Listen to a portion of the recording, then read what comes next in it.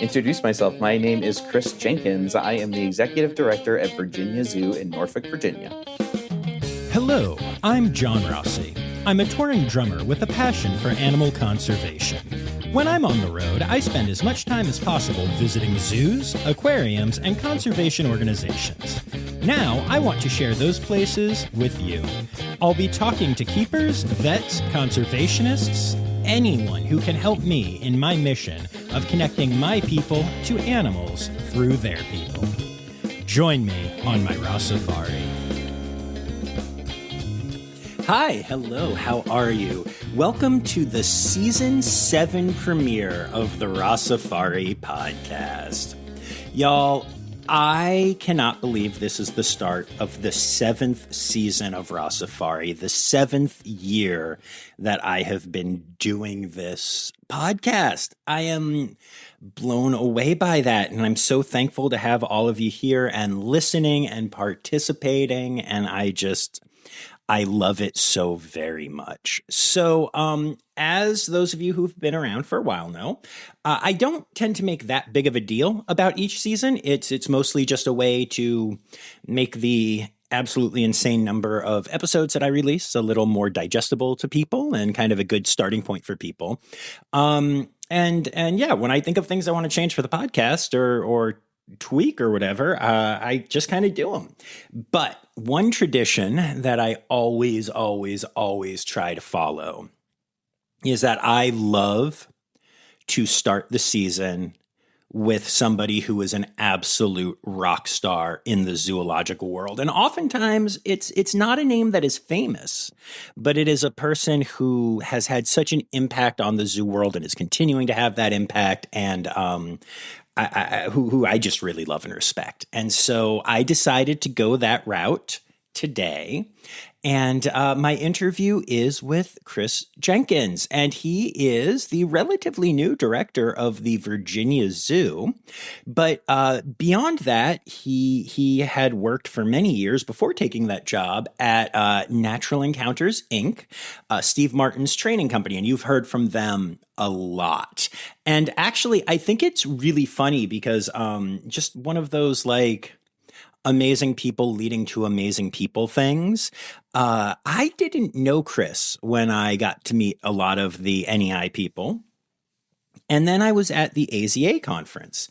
And this was a couple years ago now. I can't even remember which one it was. But Amy Fennell, who is, a repeat guest on the podcast and is alive despite rumors of her passing that I might have started on previous episodes. It was like, oh my gosh, you have to meet this guy, Chris Jenkins. You guys are like twins in a lot of ways, and I love you both. And I just need to know that you guys are together, and you need to get to know this person. And so AZA conferences, as you've heard on my recap episodes, are busy and crazy and nutsoy, but I love them. And if Amy Fennell tells me to do something, I got to do it, right? So I got to meet Chris, and as has often been the case in our shared experience, we were both very busy and had very little time for each other, but the relationship clicked immediately. And over the years, we've had a lot of fun building it. And every time we get together, we send a selfie to Amy, and it makes her happy. And it's such a lovely little tradition that just grew out of these amazing people, and that's one of the things I love about the zoo world and about being a part of it and about doing Rossifari is getting to meet these amazing people and have those amazing connections. I can't decide now that I'm going to be living like a half hour away from Chris. I don't know if we're just going to send Amy a lot of selfies or if the tradition might eventually die off, but somehow I have the feeling that Amy would appreciate every single one of them. So we'll have to see. But yeah, so the other reason I wanted to do this episode in particular is that, even though I don't change a lot of things with the season, it's a new season. And that is a time of transition. And I got to tell you, I've actually been thinking a lot about what my role in the zoological world looks like and what role Rossifari serves. Because this started as an introduction where I was learning about this world and y'all got to come along for the ride and learn some yourselves. And now I'm one of the leaders of Safe Red Panda. I'm launching Safe Binturong. I volunteer for Safe Tree Kangaroo. I have spent hours of my life volunteering at places like Aquarium of Niagara and Wildlife World Zoo and Aquarium. I've met hundreds and hundreds of animals. I've gotten to do amazing training. I've met and honestly befriended so many of my heroes in this industry.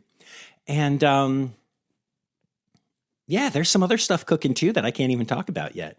So it just seemed right to start a new season talking about transitions, thinking about my own transitions, but also listening to Chris talk about what it's like transitioning to this new position and how what he learned in his life before this, helped him grow into this new position, which 8 months in, as we recorded, he's still growing into, which is incredible. So I'm going to shut up. I am not usually this verbose at the top of interview episodes, but I'm not going to lie. I'm feeling pretty excited about this being season 7. And so with that said, I am going to shut up now and take you to my interview with Chris Jenkins of the Virginia Zoo. Enjoy, y'all.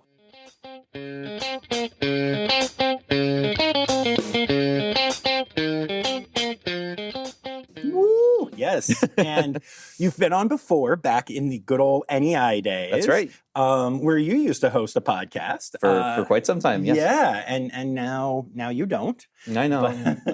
It's so sad. But welcome back. I am so excited to talk about all of this transition in your life. Yeah. So let's, to make sure that everyone is caught up, talk about who you were before Virginia's Zoo. Who I was, a little bit of backstory. Who you were when I respected you. Yes. Wow. Okay. We're going to start right off the bat from there. This is good. You can tell John and I have hung out before.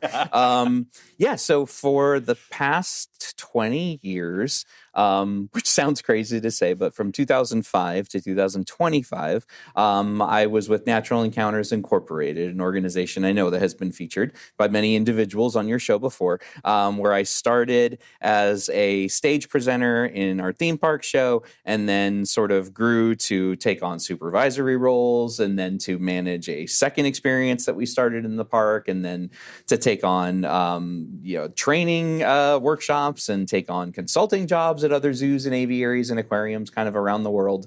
And then eventually was in the role of chief operating officer there. So I got to wear a lot of the different hats in that organization and basically sort of achieve not only every goal I could think of that I had at the time in the animal field, but also things that I could have never expected I would be able to do. And sometimes I'll mention a story to somebody and say like, well, when I was working with the team in Honolulu or, for a while I was going to New Zealand consistently, like these are crazy things. These are crazy things that, I will always, cherish the opportunities I had because of Steve Martin as my leader and because of the team support that I had there and all of the other incredible leaders that I got to help work alongside of and learn from and hopefully influence the way they do things. So that was amazing. And then, as I was in those later years, I was increasingly becoming involved in things like ABMA, where I'm on the board of directors as a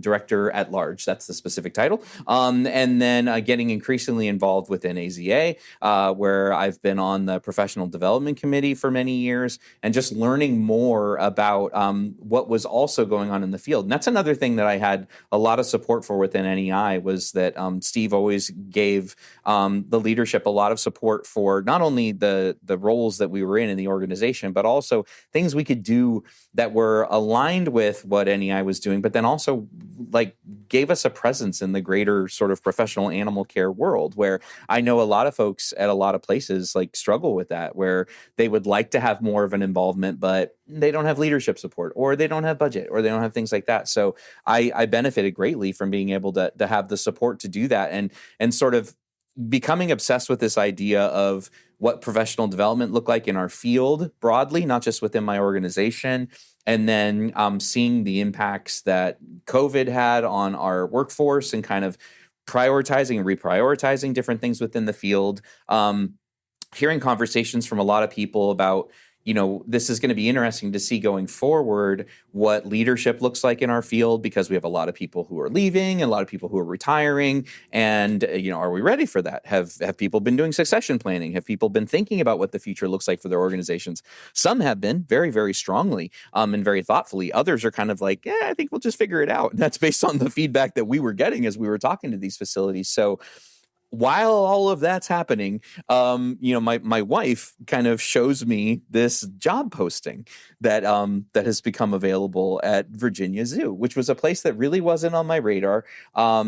Virginia has a place in our history because my wife, who's originally from Pennsylvania, spent a lot of time coming here when she was younger. She had family here. Her grandfather retired here. Her father spent time here during his life. Her aunt is still here up near Richmond. So we would have these conversations about, in this sort of theoretical amorphous future, like, are there places we would want to end up if we weren't just going to stay in Florida forever?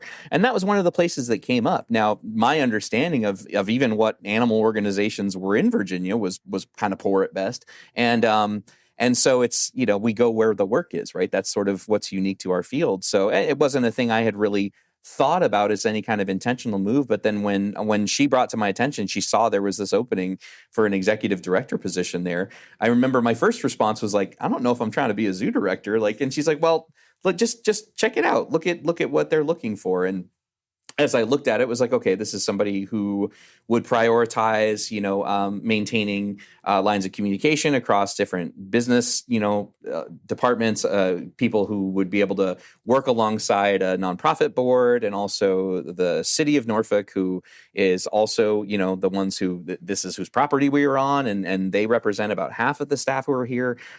Relationship building, all this kind of stuff, and it in my mind, all of that aligned well with sort of this broader experiment that I feel like I've been a part of the last 10, 15 years of. And this came directly out of, my experiences with NEI and the mentors that I had within that organization of, if we try to look at dealing with each other the way that we try to look at our interfaces with animals, it's pretty solid because those principles apply across species. So, my as I've kind of told people recently, is I feel like my role was, I was brought in to be an animal trainer. Like, that was my job. I was an animal trainer. And then at some point, my job mostly became training people to train animals. Then it was training the people who were training the people to train animals. So I just kind of kept getting abstracted farther and farther away from it in a way that I was interested in and I liked, because I've seen that be a role that people sometimes take on begrudgingly in our field. Is like, I guess I'll move more to the people side of things, even though animals are what brought me into this. But somebody's got to do the job. And so maybe it's a little reluctant, maybe it's kicking and screaming. And then you hope people build the skills that they need to be successful in those roles, which are clearly different than the things that first got them involved in there. And yeah, I think what made me unique was I was interested in that part of it. You mentioned the podcast that we did for many years. That very quickly became a thing that was focused pretty heavily on leadership and communication, just because it was a part of the field that my co-host Ari Bailey and I were just really interested in, really fascinated in, and it gave us a chance to talk to really smart and capable people all over the world about that. And so then as I, reached out to the zoo and started talking to them about what they were interested in, that was sort of my thinking was, so that sort of abstraction of, the science behind behavior change principles abstracted out to some of the highest levels of leadership within an organization. What would that look like? What do I feel like I would bring to the table? What would I still need to learn? What had I done? What had I not done? So I was very clearly representing who I was, and they wanted to keep talking to me. So that was pretty exciting. And so the transitional process took quite a while, and that's just because it's a big change and a lot of conversations, going back and forth. But the move happened in last September, and so I was able to give the team at NEI about a month's notice, and that gave me a chance to really get to have some great conversations with folks about what I was looking at for my future, what advice might I have for them in their futures, how could we keep lines of communication open. So it was just sort of this is not goodbye forever. This is just sort of I'll see you in different ways. And, which all sort of feels like it culminated in that conference in Cincinnati that we were both at lately, where it was not only some of my new staff that were there, representing Virginia Zoo, but then also all of the folks I knew from ABMA, all of the folks not all of them, but a lot of the folks I knew from NEI. And it was like this gathering and from IAATE. So it was like all of my favorite humans in one place, like that would have been really painful if I had not been able to make it to that conference. Yeah, that's real. I'm really glad that I did. That was a really, really special thing. So yeah, and that was sort of how the transition made. And the unique thing was that I had reached out to the leadership of the city here because as I was looking to, we were trying to settle on a start date. What would that look like? When did they want to have the position filled? When did they need to have the position filled? I realized that we had an opportunity where at that year, this is summer of 2025, as we're talking about this, I knew the zoo leadership was going to be at the AZA conference in Tampa, which was just down the road from where I was. So I had sort of reached out and said, well, we're going to have a whole team there, and they're going to be doing their accreditation hearing, which everybody does every couple of years when you're in AZA. And would it be the weirdest thing in the world if instead of me going up to Virginia and then probably going back down to Florida to be a part of this and then going back up again, what if I just started in the role in Florida? And then as soon as that conference over, then I make the transition to being on site. And so there had to be some conversations to go around that. I think technically I had to be hired as a consultant for a few days because of my technical start date and when our AZA accreditation hearing actually was. But yeah, that was a great experience for me because I had met all of those individuals in an interview that I had, but that was my first chance to kind of spend time with them. And it was interesting to do that in a place that was not any of our workplaces. It was this sort of neutral territory where all of us were just excited about what we were going to get to do that week, what we were going to learn. I was going to get to attend my first directors meeting at AZA, and I was going to get to do that alongside Steve, who got to bring me with that. That was really special. And to see the congratulations that I was getting from, people who I had known through one interface or another for many years, and to see how excited they were for me, that was just a really, really special thing. And then so I'm just probably coming up on about 8 months now. And it's been a lot, continues to be a lot. There's been a lot of changes happening before I was even here, changes that have continued to happen within the dynamics of the team. We're adding new positions to certain departments. We're getting new people into senior leadership roles who haven't been here before. So it's really exciting. So it's kind of like I'm surfing a big wave where I never know, where things are going to take you some days, but as best as I can, helping people to kind of help define what the path forward was here. My perspective being, I think my job here is to help support the people who run the various departments of the zoo, and then help to clarify what our expectations are, what our goals are as needed, but that I don't look at my perspective here as being the boss who will dictate how everything happens. I'm a director, so I do need to direct things in some ways, and I'm getting better at that. But yeah, it's been wild. I bet. You just riffed for almost 12 minutes about it. Hey, I can talk nonstop forever. I know you can, but it's cool to see how excited it is for you to talk through all of it. Yeah. I think that's really cool. It is rare that you see somebody answer something that lengthy and that passionately. And I know you're a talker just like me, but even so, that was just like, wow, okay, Chris is very excited in a great way. I love that. Yeah. And I will say, so one of the things that I thought was really funny was I went to AZA in Tampa and saw you there and saw Steve there. And I remember this moment where I was doing a gig. I had 40 hours in Tampa. It was insane. I was nonstop and I was exhausted. Yeah. And I saw just you and Steve sitting at a table, and I came over and I was like, can I sit down? And you were like, yeah. And Steve was so excited to see you and was just asking you questions and talk. And at one point he turned to me and he was like, I'm sorry, I need to get all of his attention. I'm not ignoring you on purpose. And then before I could even respond, just turned back and started asking you more questions. And it was cool because I actually just needed a moment to chill. So it worked out really well for me. But I mean, Steve, like at ABMA, IAAT, Steve was constantly coming up. We ate lunch together one day and stuff. We're buds. We get along. But in that moment, he was just like, I need my Chris back. And it was very cute. And I really appreciate it. Well, yeah. And I think, getting to work alongside, another leader that way for that long, that's a really special thing. And I remember, and I realized that, one of the things I've always been cognizant about is that anytime you add a new leader to a team or you remove them from a team, like that changes the dynamics for everybody. Donna Sue Evans, who was the chief human resources officer at NEI, who when I started with the company was the manager of the show that I was working at. She and I had talked about that a lot. That when somebody comes in or when somebody's removed, it's not like there's one thing that needs to be accounted for. That addition or that removal changes every relationship of everybody involved. So I knew that me arriving here was going to be a big change for a lot of people. Their previous director had been here for almost 20 years.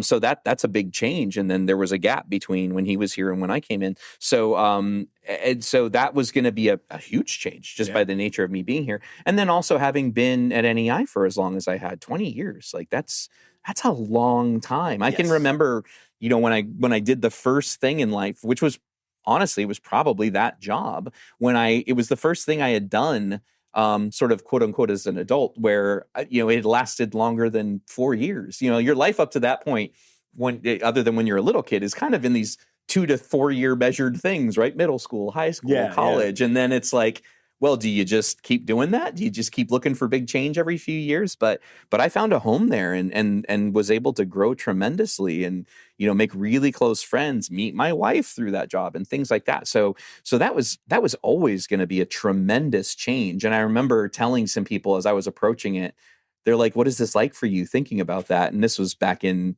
August, September. I was like, it'll probably hit me around February of next year, like what's actually happened. I think that's just such a tremendous change that represents that. Yeah, how can I process that? My last 2 days with the company where I was on stage doing every single show as the MC, because that allowed me to share the stage with every other person who was an MC in the show at that time. So it just, as we sat down, charted it out, it's like, I think you're going to be nonstop doing shows. And I said, yeah, I wouldn't have it any other way. And then my very last day there, just about every person I had ever known, in Central Florida who had been a part of my life was at that last show. We got to share a really nice moment, together on stage. My wife was there getting to see me do those shows. And then we had to say goodbye because we had to jump on a plane to come here to do a home inspection. So it was this weird thing where it was like, a part of me regrets that I didn't get to sort of spend more time with the team that way. And, after work, outside of work, whatever that looks like. And it's still a thing I want to do. I keep promising the team that I'm going to come back and we're going to get to spend time together. I just haven't been able to make it work. Given the demands of this job and just how much change that represents. But that was a really special thing to get to sort of, say see you later in that specific way to a lot of people who are super important to me. Yeah. Yeah.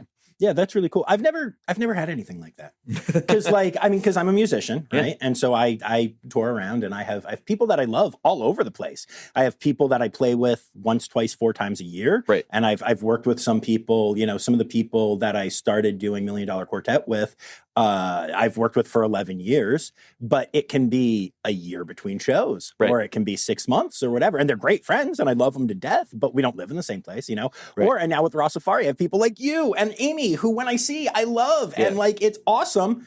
But I'll see you 2-3 times a year probably, and they'll all be in different places, and that's cool. But yeah, I've never had that. I just, by the nature of everything I've done, I've always done the middle school, high school, keep going type thing. And I find that as I get older, I don't like it as much, honestly. Yeah. My community is great, but it's scattered, and I can't go and hug my best friend when I'm having a bad day because they're 1,000 miles away or whatever, and I find that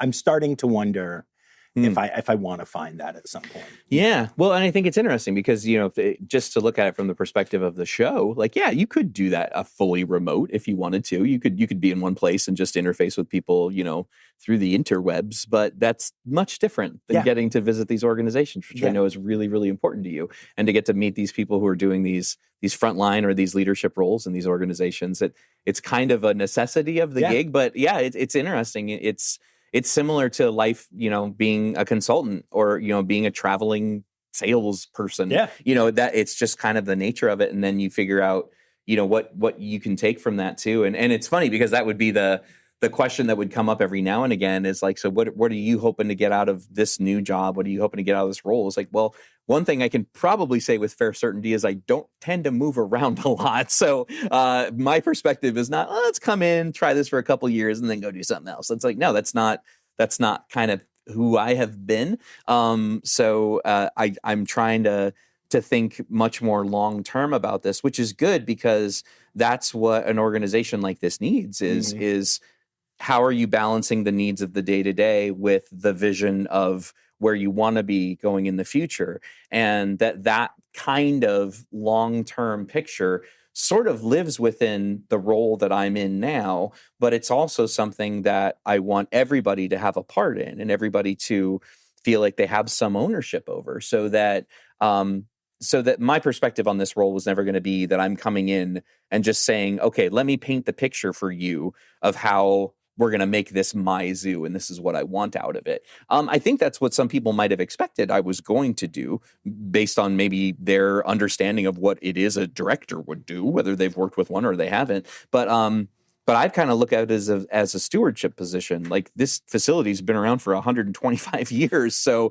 it's going to be around for quite some time. Right. And some of the other leaders that I've worked with alongside here said, part of what we get to do here is we get to plant trees that we're never going to get to sit under the shade of, right? And that's not a sad thing. That's not a bad thing. That means we're trying to leave things better than the way we found them, which I think is a broad thing that most of us in this field can agree is what we're trying to do, right? We're trying to contribute to something that's bigger than we are. And this is just a new interface for me.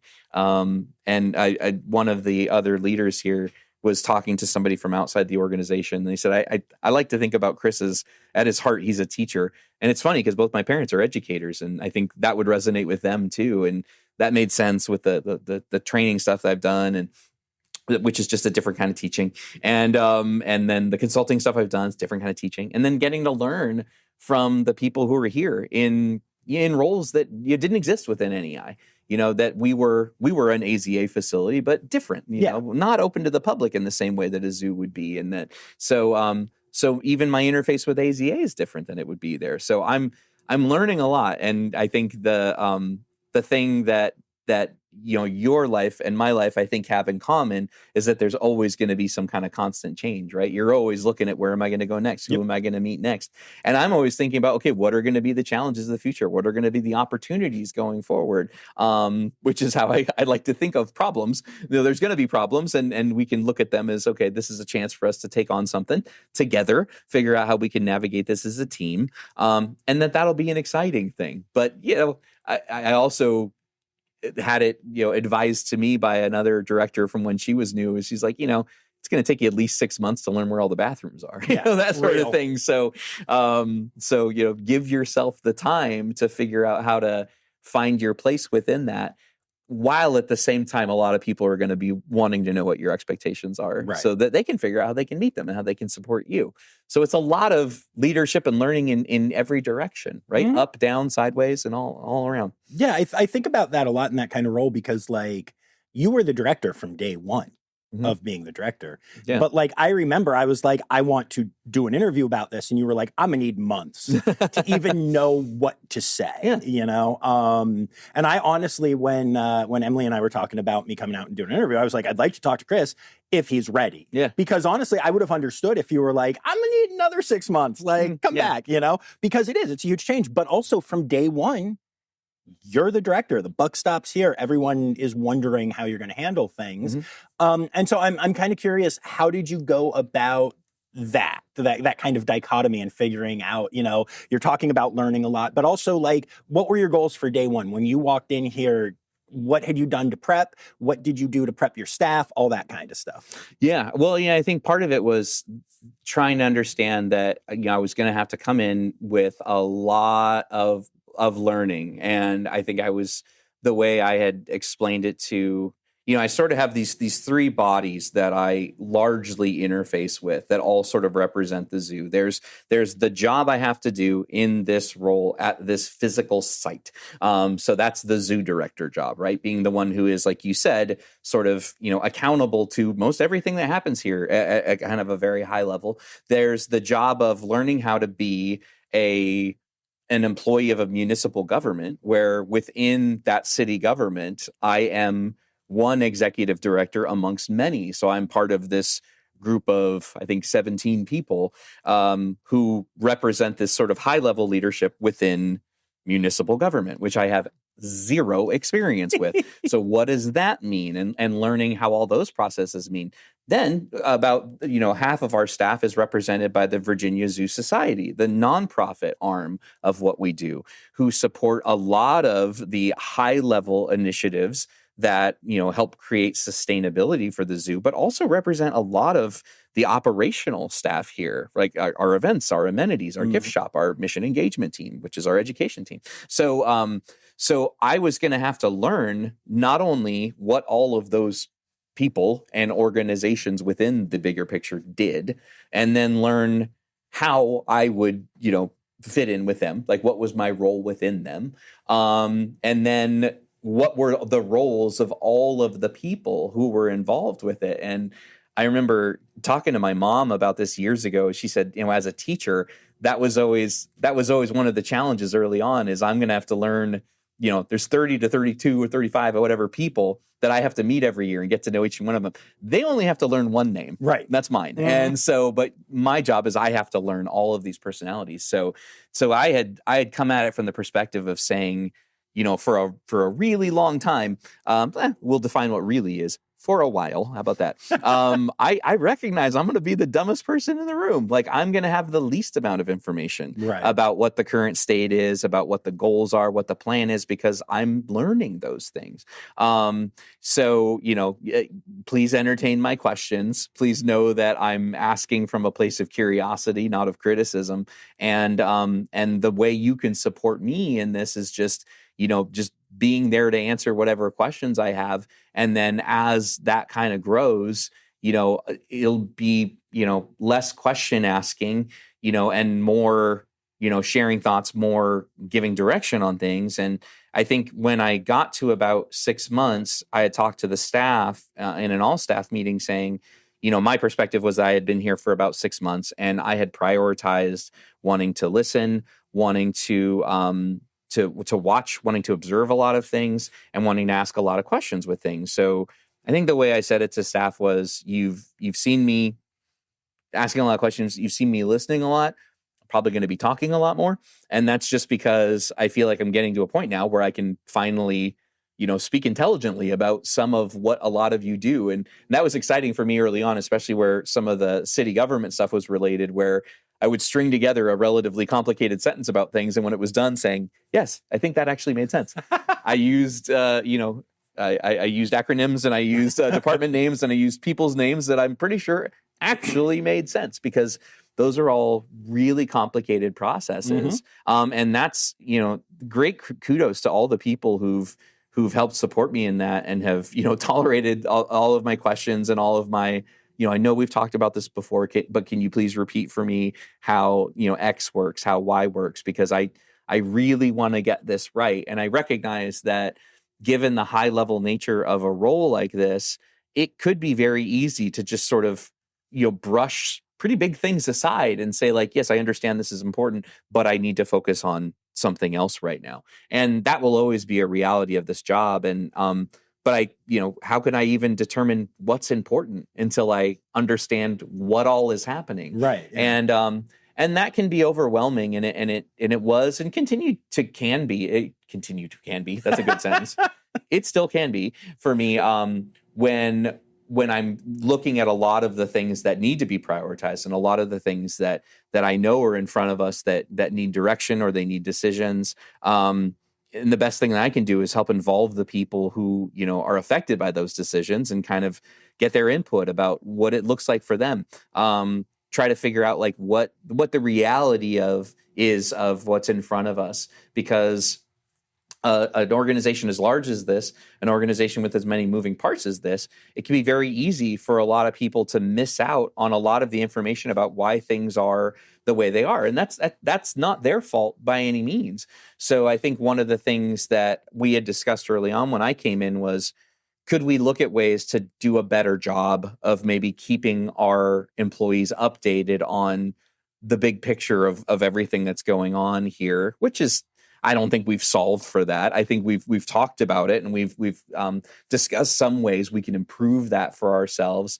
I'd like to do things like, more lunch and learns with the staff, more consistent all staff meetings, and still need to come up with the picture of specifically what that can look like. I've had some ideas, and then I have to kind of back up as I see sort of the operational challenges of what that could and couldn't look like. So I think that was my early approach, was like, I have a lot of learning to do. Right. So a lot of it is going to have to just sort of be a little aside a lot of other people, and then also figure out that, okay, can't do that so much or for so long that now we've missed out on some of the direction that probably needed to be happening. And that was something I did talk to the leadership team about, is that, in my attempts to sort of do that observing, do that listening, I may have missed out on the opportunity to, share my thoughts more clearly about, what are the expectations that we have here for each other? What does accountability look like in these different roles? And that's a thing that's still evolving, of me meeting alongside the other leaders, because the ground has never stopped shifting, even from before I got here. New directors, old directors, new leaders, old leaders, people coming, people leaving. And so I think one of the things that that I remember saying it in my old role, and I've seen it when I've been at other places working with other people, is there's always these things that are sort of in the air that we know need attention. And we say, well, yes, this is an important thing. We will definitely get to it when things calm down. And I think it's coming to the realization of, what if maybe things never calm down, yep. Right? Because there's always going to be something that we have to deal with that we knew was coming. There's going to be a huge number of things that we never saw coming. Yeah.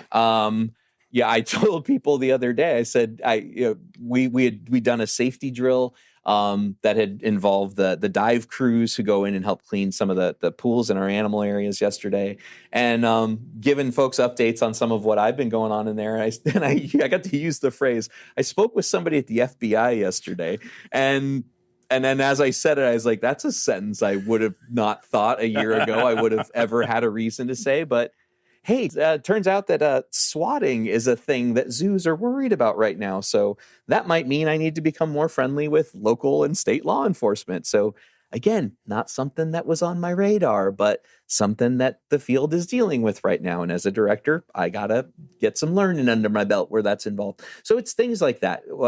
So, balancing the observing with the directing as best as possible. Hopefully people are able to come to consensus together. And if not, then my role was to help say, okay, well, what is the challenge that's in front of us?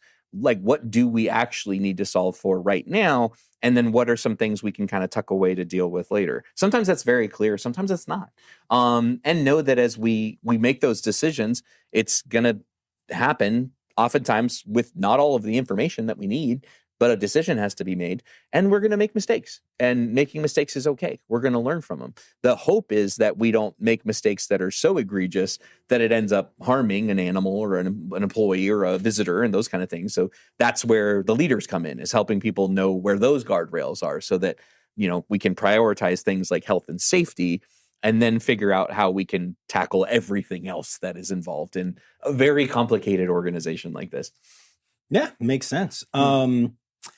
I'm curious. So you come obviously from a big training background, right? Yep. And so we talk a lot in training about like trust buckets, and building that trust and everything, right? Right. And so when you're coming into a new situation and you are the executive director and you have a whole leadership team, I'm guessing most of, if not all of, which was established before you were here, right? Yeah. Like normally that's how that works. Oh, yeah. How do you build on both sides, both, your trust in them, Mhm. and how, or do you come in and you just say like, I'm going to start with a full bucket because like you were here, Yeah. or like how does that work? Yeah, well, and it's a really good question. And this came out of some conversations I had with a couple different people. Greg PC, who's one of the leaders at Riverbank Zoo, who was one of my wife's leaders and mentors when she was a keeper at the Disney's Animal Kingdom Lodge, and he was on the leadership team there, who has since sort of become a bit of a mentor for me as I got to learn more about, what she was learning from him. And then Dan Blair, who was one of the supervisors at NEI that I worked with, and who had moved past the company into a new leadership role, and we talked to him about, what does that look like? How do you present this to you? And they had some similar things in common that I felt like worked as a really good template for what I said. Okay, this is how I'm going to think about this and it's what I articulated to the staff very explicitly, maybe even before I got here, maybe in my interviews, but if not, then it was shortly after I got here, was my perspective on trust, informed by some of my conversations with these other really amazing individuals, was that, you can either come at it from the perspective of saying, everybody starts at zero and they've got to show me that it's worth it, that I can trust you. Other people may start at 100% and then say, this is where I'm going to start with everybody. And then based on our interactions going forward, we'll see if it stays there or if it gets eroded. And then hopefully if it does, we can kind of address that and figure out how to get it back to being topped up. And my perspective on this was, I'm going to come into this role with 100% trust in the individuals who are here, because they're the ones with the history here. They're the ones who have the expertise to do these roles. But that I don't expect or demand that be returned to me.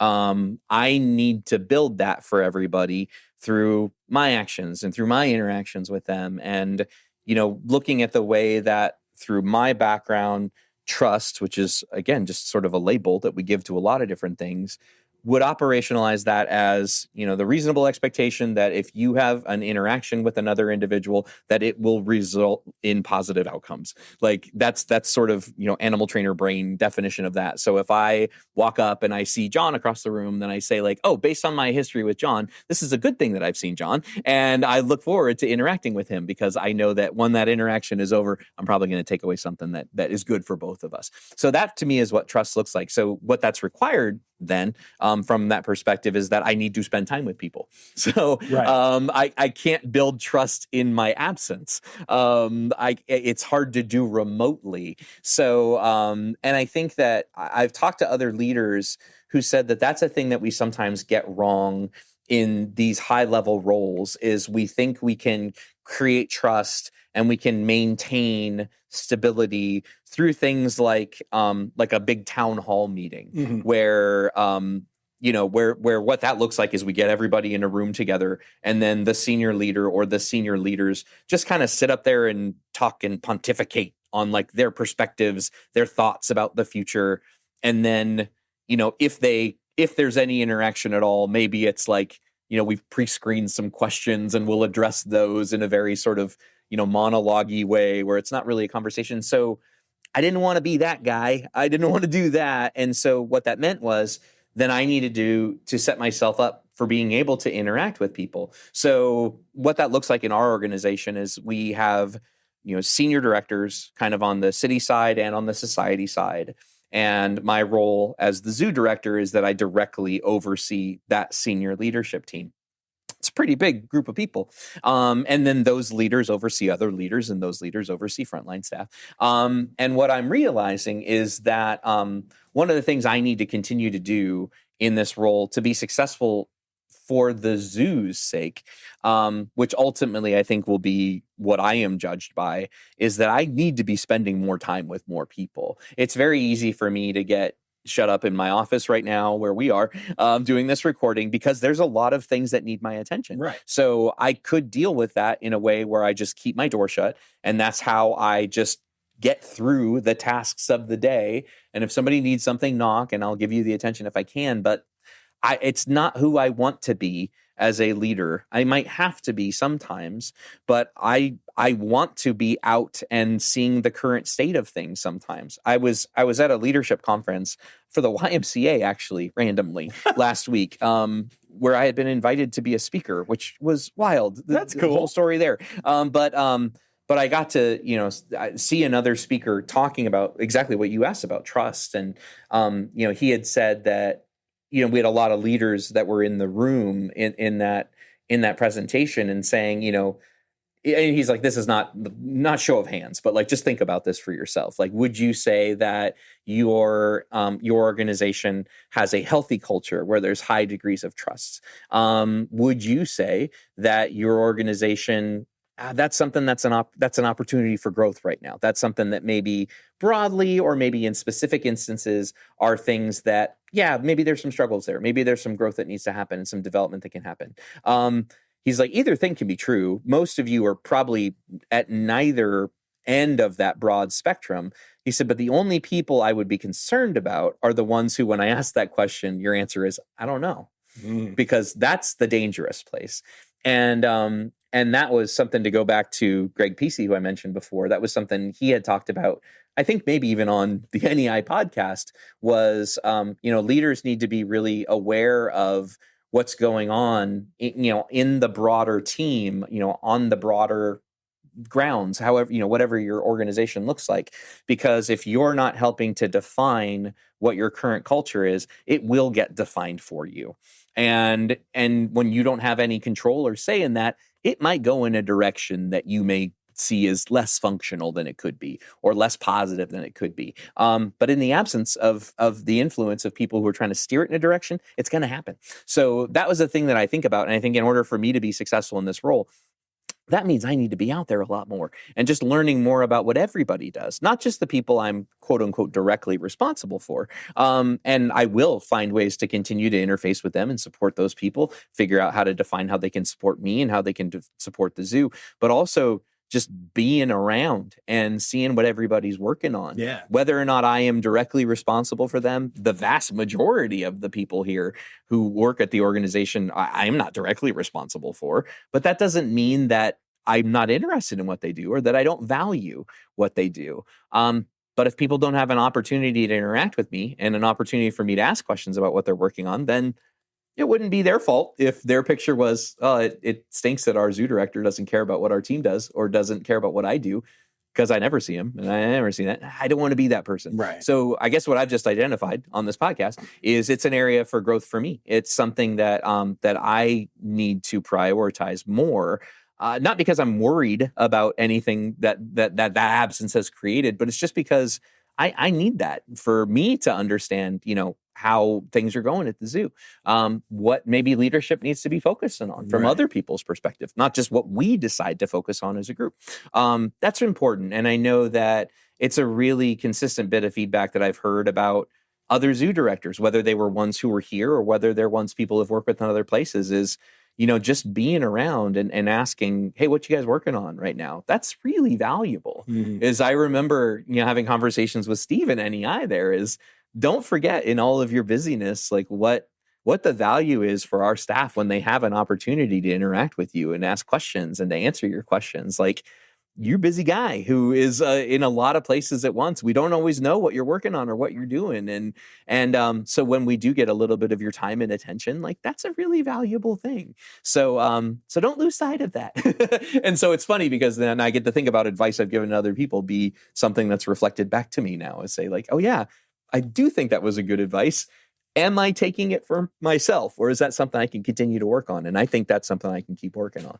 Very cool. Yeah. Very cool. So, you come obviously from a major training background, and we've talked a little bit about this already, but I'm curious, like, are you able to directly apply the ABCs of training to your job right now? How do you look at that? Yeah, no, absolutely. So antecedents, behavior, consequences. Yeah. And I've talked about that explicitly with some of our staff members. Might be interesting for me to talk about that in more detail with more people. I know I've explained it in some ways. I mean, the easiest way to explain that is we want to set people up for success, and when they're doing something right, make sure they know it. One of the challenges that as a consultant, when I was working with people at a lot of different organizations, in addition to the people at NEI, was seeing the strain that people had when it felt like they didn't. It's not only that they when they were getting feedback, maybe it just felt like it was about what they were doing wrong, which is an easy thing to do, because if we know what people should be doing and we see something painting outside the lines, then we can go, hey, remember, blah, blah, blah, kind of get it back in line. But I also had people very explicitly express in group meetings at other organizations, and even to me personally, is like, I don't even know if I'm doing what I should be doing right now, because nobody's telling me. Mm-hmm. It's like a lack of feedback. So I guess I'll just keep doing what I'm doing because nobody's telling me to stop, but also nobody's telling me like that what I'm doing is right. And what is it about what I'm doing that I should keep doing? And that requires a lot of attention. So yeah, I think part of the that observation period for me that I talked about was kind of learning the current state of things. I mean, what are the antecedents that are in play? Right? What is the stage set for here? Is it set for collaboration? Is it set for confusion? Is it set for and just from my own limited understanding at that point of even what things were, do I see people offering feedback to one another that is useful, that is constructive, that is future facing? So what are those consequences there? Or are we managing people just by punishing behavior that we don't want to see? I don't even know that for all of the different lines of business that are here, because I haven't gotten to observe some of those things. But it's a thing I think about a lot. And then, how can I approach a conversation? How can I approach a meeting so that I can help, clarify, what is the goal of this conversation? What do we hope to take away from it? Do we have clear action items that somebody can take away from this? And do we know how to sort of set the standards for even how we want that conversation to go? Like I said, that was something I identified, a couple months ago is, maybe I have not been doing that as much as I maybe should have, helping to reinforce what are the ground rules for how we want to kind of work with each other, talk to each other. That could be helpful because I've been listening and I've been trying to pay attention, but I have a lot I can offer. I have thoughts I can offer, and it's literally my job to do that. So maybe do that more, Chris. I don't think anybody would have a problem with that. Actually, some people would probably really like that, based on people telling me, hey, Chris, we would really like it if you did some of these things more. So thank you. Work in progress, and we'll continue to do that. So yeah, I think it's funny. I mentioned the YMCA. Mm-hmm. That was literally the talk that I did. As I said, my goal for this talk is to just give you some new language and some new terminology based on my behavior background for things that you all are likely already doing. Right. So what does antecedents look like in leadership? What do consequences look like? What are the detrimental side effects of punishment? So just know that if you see these things happening with people around you, we have to take responsibility for that as leaders. And then how can we change that environment? How can we change those consequences so that we see discretionary effort. We see people going above and beyond. We see people supporting each other, not because somebody told them they had to, but because they wanted to, because they found value in that, because they had trust, because they had strong relationships. And then how can we operationalize all those nice fancy words that mean different things to different people? Right. Yeah. So yeah, 100%. And that's what I felt like I had articulated to the folks who I was first talking about in this role, who were in city leadership and then the leaders at the zoo, was going to be my approach to this role, because that was my training. That was my background. There would be limitations to some of that in some things. We would find it worked better for some things than others. And the only one who gets to evaluate whether or not I have done that well are the other people who work here. So you'll have to ask around and see what people think. Give me that feedback later. Me, so I've been talking to people since the day. No, that's good. I would like the report. I would like to see the facts. No, that's really interesting to me. We've talked about this before, but I got very interested in training and learning even just the most basics of things, and listening to your pod and Shane's pod and all the things, reading books, and as Miles was getting a little bit older. And as a parent, I had this philosophy that I kind of tried to just treat him like an adult from a very early age, teach, but I also like when other adults teach me things, whatever, right? But I really took a training approach to parenting. Yeah. And my relationship with Miles is incredible. incredible. And I've been to, like, even his mom says he acts completely different at my house than he does at home because he doesn't fear consequences. Like, he's not worried that there's going to be positive punishment happening and stuff like that. We talk through things, and it works really well, and I was shocked at how much, when I launched Rossifari, I didn't know what the heck I was doing, but one of the biggest things that has come from it is I think I'm a really good dad because of all the behavior stuff that I learned. And so I think I haven't had to. I've been in these leadership roles as a music director and stuff like that for years, but I haven't thought as much about, like, I haven't worked with new people really since then. I've been kind of leading the same people here and there. But I am curious once I get back into maybe a new leadership role, if how much I'll be able to apply it as well. Yeah. But I'm amazed at how much of an impact it's made on Miles' life. Well, I mean, and I think that's mirrored by a lot of different people, is, talking to the Susan Friedmans and the Tim Sullivans of the world who've been in this world for a long time, Marty McPhee, who I met through Disney, like people who've been really influential on me, is that, these principles can work well. It's just about figuring out what the interface looks like, and that's what makes it different, species to species. Is how can I apply this given the natural history and the environment that we're in? And and I know that's a thing I've heard mirrored from a lot of different people. I mean, we have podcasts like Mothering Wildlife and other people in this field who've devoted themselves to wanting to talk more intentionally about that kind of thing. And I know that's something I've heard mirrored from a lot of people, is like, not only is trying to really adhere to these principles of, how can I have the most productive relationships with these other organisms so that they have a lot of control in their environment, and then I am a partner to them, I am not dominating them, is a great way to work with animals. It's made them better friends, it's made them better spouses, it's made them better kids to their parents, and it's made them better parents to their children. So I'm not surprised by that at all, but it's always exciting when I hear it, because I think that so many of us, as humans, that's not necessarily the approach that maybe our parents or our grandparents or their parents were taught, where, we manage behavior by telling you what you did wrong, and that's what will, quote unquote, get you in line. It works. It's not that punishment is ineffective. It will lead to other side effects, very predictable. And I think that's always valuable for me, is, when you see those other things of going like, okay, well, something's at play here. Maybe I have an opportunity to interface with it. Maybe it's not about me. Maybe it's something I can't influence. And then figuring out what you can take responsibility for in that situation. Yeah. That's exciting. I like hearing that. Fun. That's and I love, like, it's so great. Like, I always just throw him little mouse pieces when he does that. Yeah, exactly. Just gulps those things right down, and breath is a little bad, but it happens. No, but it has been. It's been really exciting, and it's been, I always say there's so many incredible things that have happened with Rossifari that I didn't expect, because I didn't know what to expect. Yeah. But I think my relationship with Miles is one of them that is probably the most important, and it's very cool.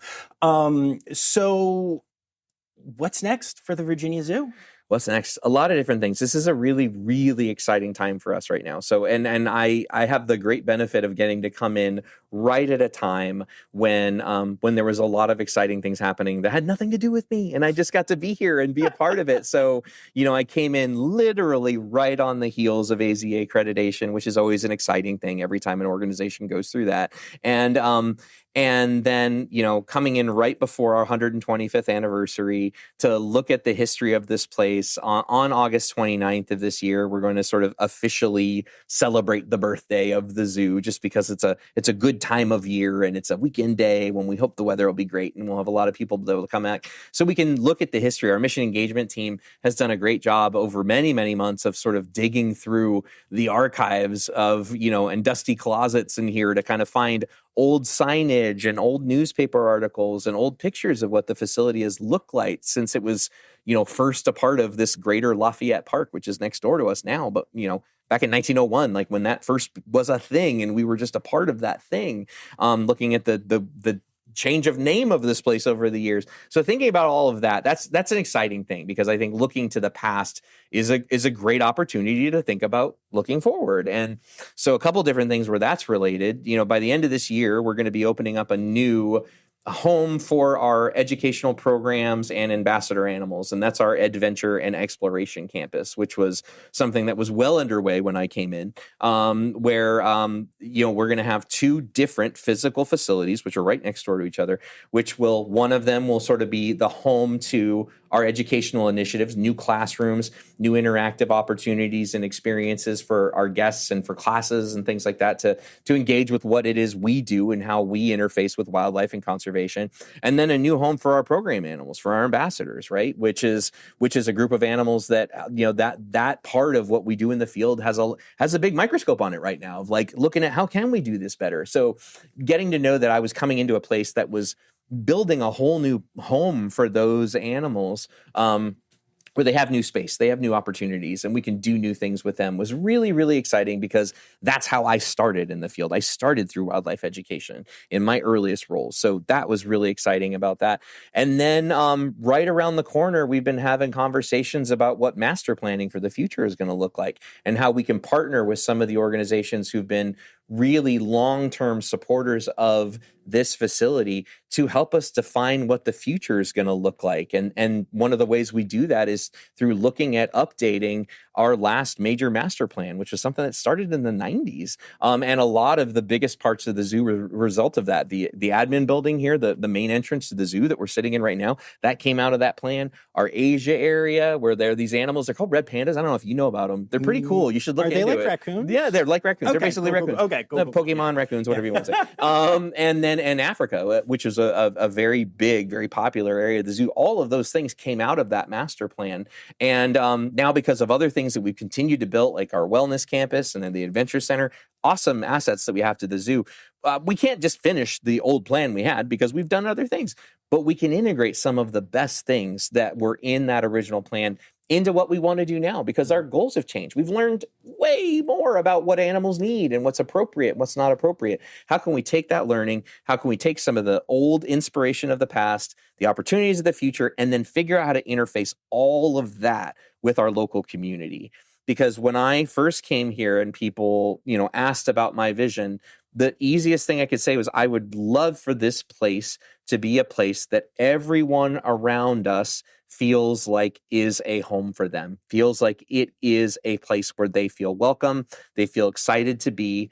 And there's a lot of people who do feel that way about the zoo. But then there's other people who don't realize we're here or loved coming here when they were in the 3rd grade, but now they're in their 70s. Right. So why would I go to the zoo? Because that's the thing you do when you're a kid, helping them to see that a zoo can be a place for everybody. And we need their input and feedback to be able to create that vision of the future. So we're just having our earliest conversations about what that's going to look like as sort of probably one of our major focuses for 2027. So lots of exciting stuff. And I'm just going to keep, learning and keep, working alongside the other leaders and the staff here to be as effective as I can be in this role, and be open to feedback.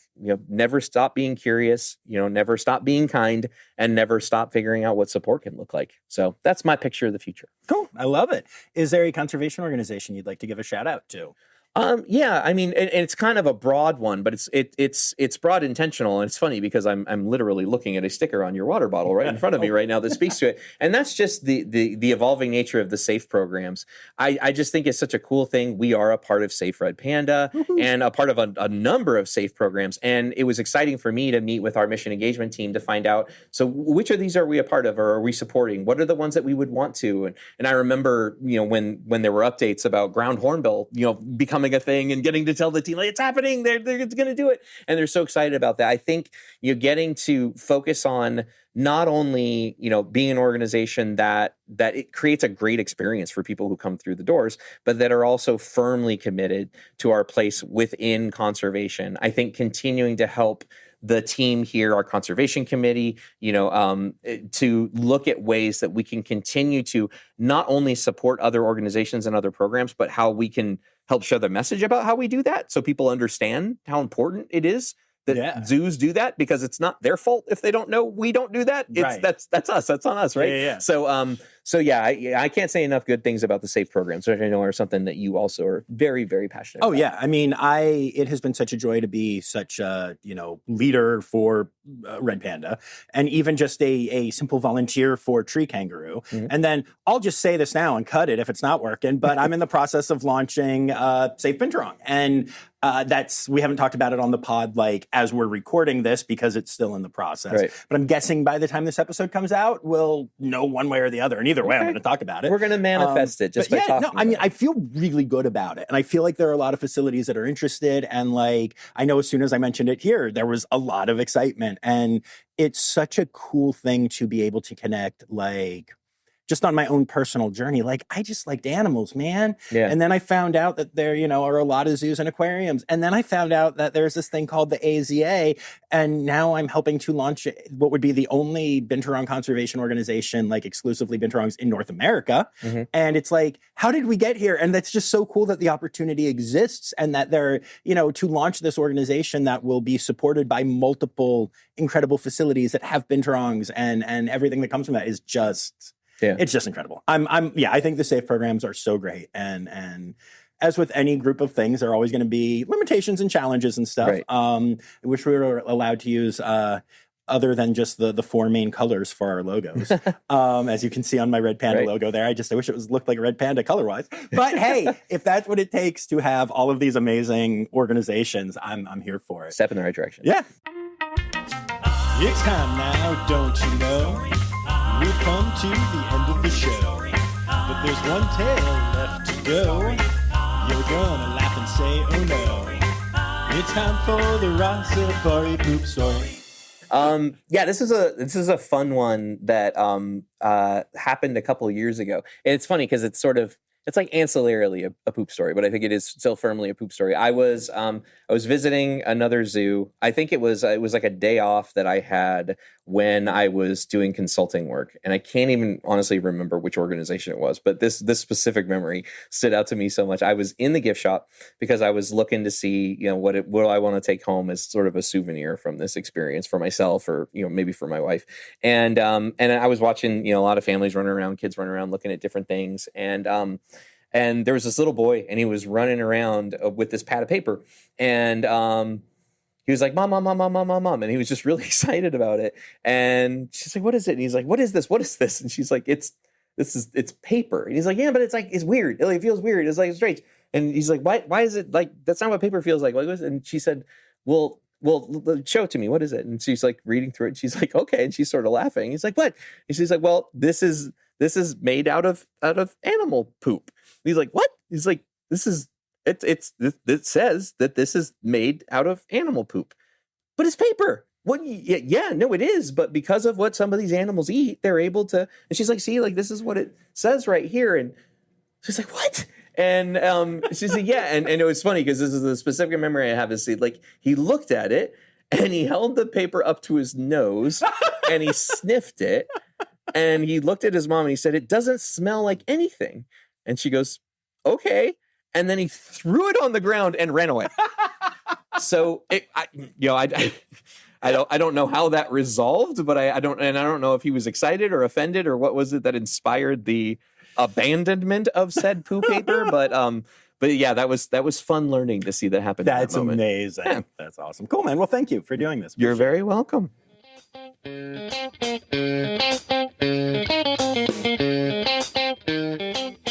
All right. Well, there you have it, folks. Season 7 is off to the races. I'm so thankful for the entire team at the Virginia Zoo and for Chris for taking the time. And actually, I mentioned at the beginning of the episode that whenever we get together, we take a selfie for Amy.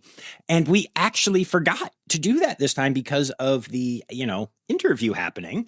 And we both ran and found each other to make sure that Amy got her selfie. So, yeah, I love this community, and I love that, the guy who's in charge of the whole zoo can also care about little things like that. That's a good leader right there, y'all. So it is time for me to get going, but before I do want to say thank you to all of my patrons, especially my Red Panda level patrons.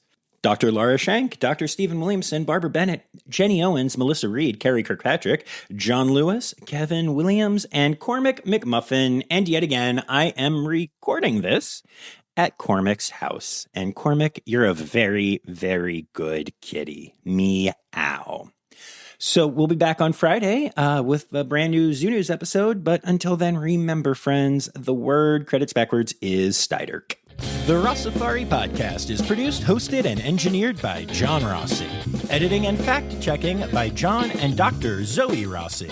Our theme song is Sevens by Nathan Burke, performed by Nathan and John. Interrupting John theme and additional voices by Taylor Isaac Gray.